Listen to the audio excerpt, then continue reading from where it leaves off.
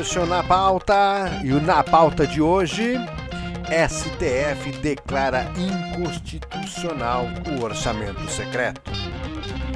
Estão facilitando a vida do Lula, né? Vamos combinar. Primeiro foi o Bolsa Família lá, tiraram, né? O Gilmar Mendes deu aquela força, tirou lá da PEC, facilitou a vida dele. Agora, o STF parece que quer fazer ele cumprir as promessas de campanha antes mesmo de assumir, acabando com o orçamento secreto.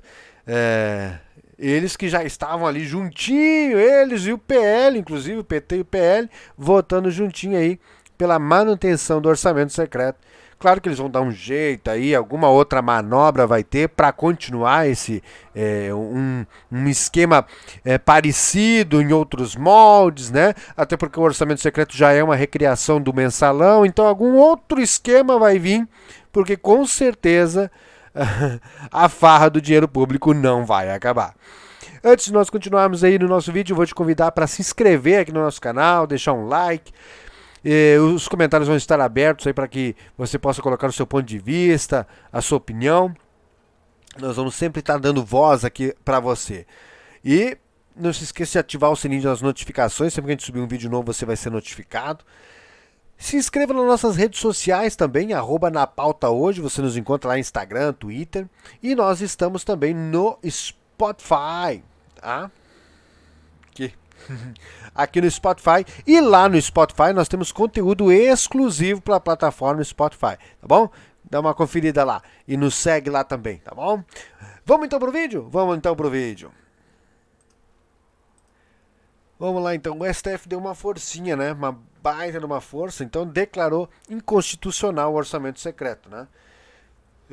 O Supremo Tribunal Federal, o STF, decidiu então nesta segunda-feira, ontem no caso, né, dia 19 de dezembro, por 6 votos a 5, considerar inconstitucional o chamado orçamento secreto. Orçamento secreto, como ficaram conhecidas, né, as emendas parlamentares, cuja distribuição de recursos é definida pelo relator do orçamento.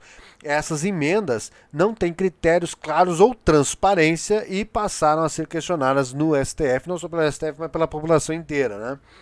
Em meio ao julgamento sobre o tema do STF, o Congresso chegou a aprovar na semana passada um novo conjunto de regras para as emendas.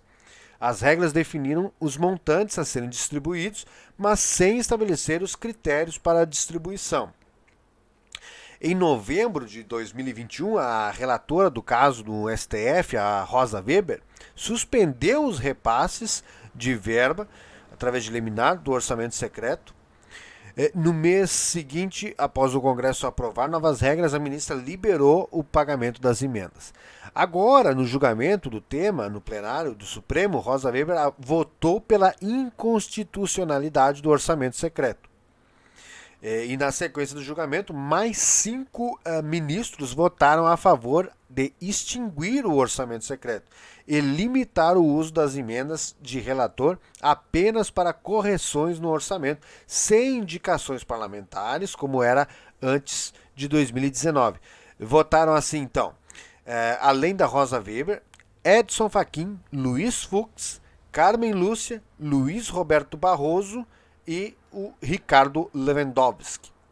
E 5 ministros votaram entendendo que as emendas de relator podem continuar sendo distribuídas pelo relator do orçamento, desde que com critérios mais transparentes.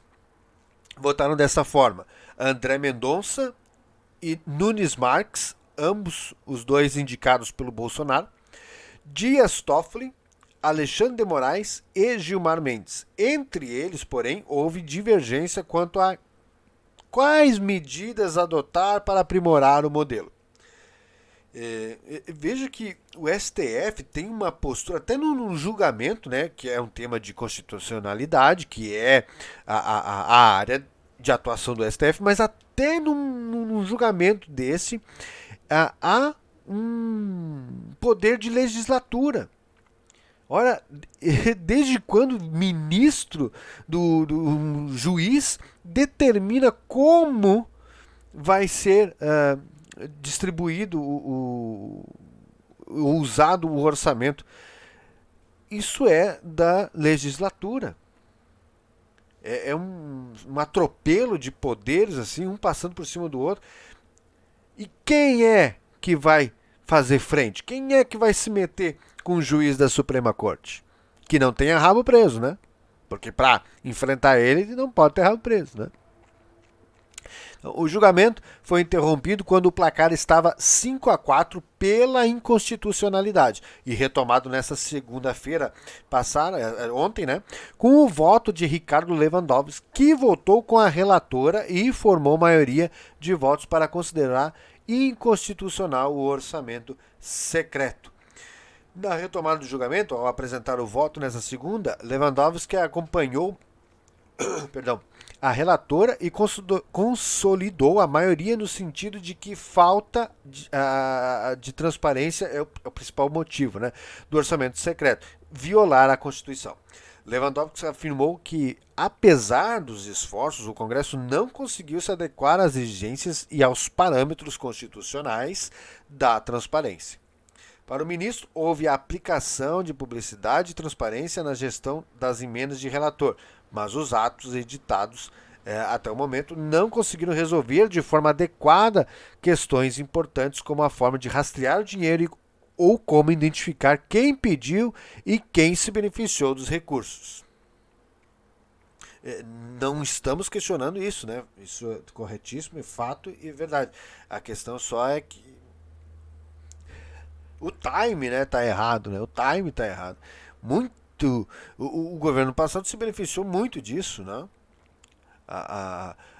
Inclusive, os eleitos, o Congresso se beneficiou disso e muita gente que usou do recurso do orçamento secreto, que enviou lá para suas cidades, para o seu curral eleitoral, né?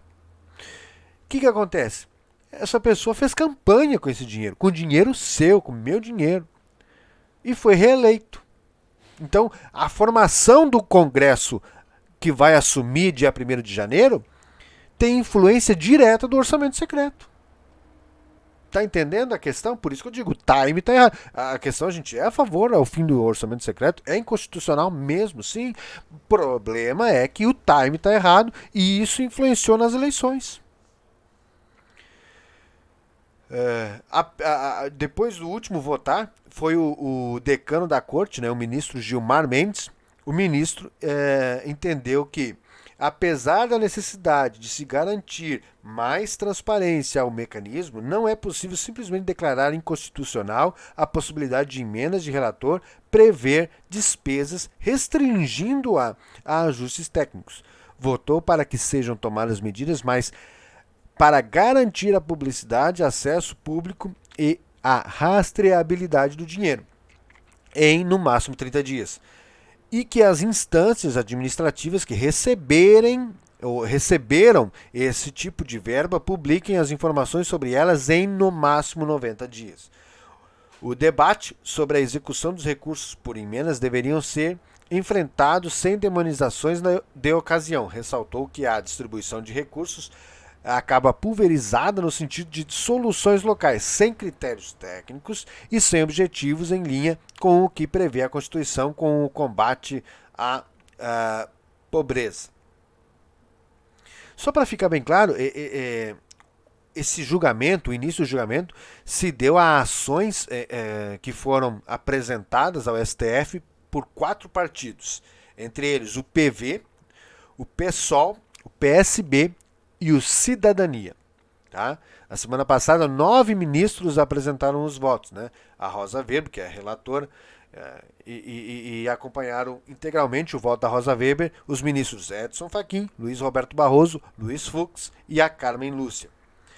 E os votos que a galera mais quer saber, né? Como votou André Mendonça e Nunes Marques, os indicados do Bolsonaro. Bom, enfim, o André Mendonça, Ele divergiu parcialmente da relatora, entendeu que a Constituição permite que as emendas de relator ampliem ou criem novas despesas no orçamento para além dos ajustes. Mas, assim como Rosa Weber, Mendonça reconheceu que o Congresso deve tomar medidas para garantir maior nível de transparência e publicidade na aplicação desses recursos e votou por um prazo de 60 dias para que as emendas de relator tenham, nesse sentido, as mesmas regras das emendas individuais e de bancadas.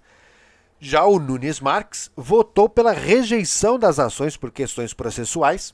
Para o ministro, eventual apuração de irregularidades deve ser feita por órgãos de controle, mas ressaltou a necessidade de transparência para esse tipo de emenda e deu um prazo de até 30 dias para que isso ocorra. E o Xandão, né, que é o juiz do momento, o Alexandre de Moraes, é o mais falado, está nos Trend Topics do Twitter. O Alexandre de Moraes também divergiu parcialmente de Rosa Weber. Considerou que o relator do orçamento tem o direito constitucional de criar ou ampliar gastos. Concordou com os demais ministros que as emendas de relator precisam seguir critérios de transparência, mas foi além. Votou para que as emendas do orçamento secreto sigam regras mais rigorosas para a distribuição entre os parlamentares, seguindo o princípio da proporcionalidade, ou seja, de acordo com o tamanho das bancadas dos partidos, coisa que eu não concordo, tá? Porque isso aí vai criando uma máfia lá dentro, né?